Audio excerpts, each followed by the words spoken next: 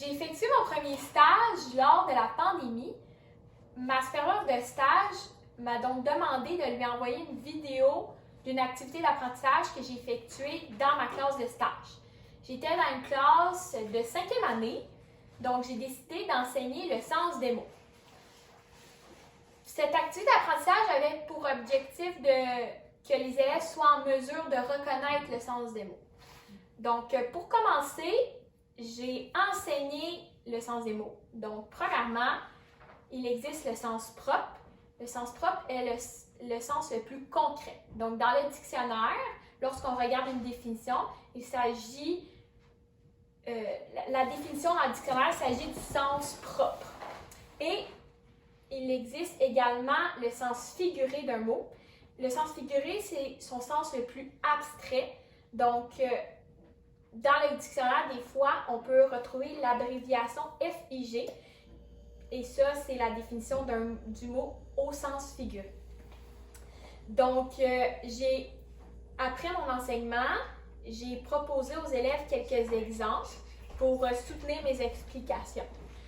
J'ai montré la démarche à suivre pour déterminer le sens des mots et ça a vraiment aidé les élèves à mieux comprendre comment parvenir à trouver le sens des mots dans une phrase selon un contexte. Donc, par la suite, j'ai proposé aux élèves d'effectuer une activité en équipe de 2. Ils devaient déterminer si le mot souligné dans une phrase était au sens propre ou au sens figuré. Lors de l'activité, j'ai circulé et je répondais aux différentes questions. Je m'assurais que tout le monde travaillait. Ensuite, lorsque tous les élèves avaient terminé, j'ai fait une correction en grand groupe. Et lorsque les élèves n'avaient pas les mêmes réponses, je ferai une explication soutenue aux élèves en rappelant la démarche à suivre pour déterminer si le mot est au sens propre ou au sens figuré. Et pour finir, j'ai posé différentes questions ouvertes aux élèves, comme par exemple, quelle stratégie avez-vous utilisée lors de l'activité ou qu'avez-vous apprécié de l'activité? Okay. Puis qu'est-ce qui serait amélioré de cette activité-là?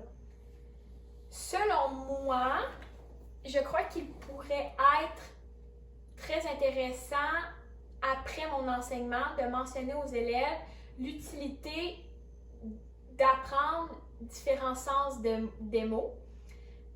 Justement, je pourrais leur dire, cela permet de varier les mots dans un texte, mais aussi d'enrichir un texte. Donc, cela pourrait favoriser leur engagement dans l'activité.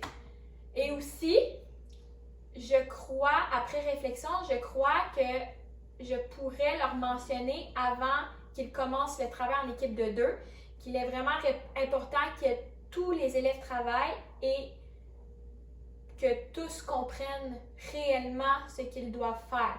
Puisque souvent, les 2 élèves semblent travailler, mais réellement, c'est plutôt un qui travaille, puisqu'il y en a tout le temps un plus rapide que l'autre.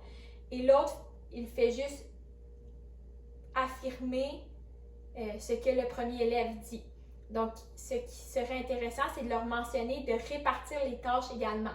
Donc, par exemple, un élève répond à une question et le deuxième élève vient donner son opinion face à ce que le premier élève a dit et vice-versa.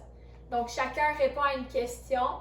Comme ça, moi, en tant qu'enseignante, je m'assure que mes élèves ont réellement bien compris et que tous les élèves ont utilisé la bonne démarche pour parvenir à détecter si un mot est au sens propre ou au sens figuré.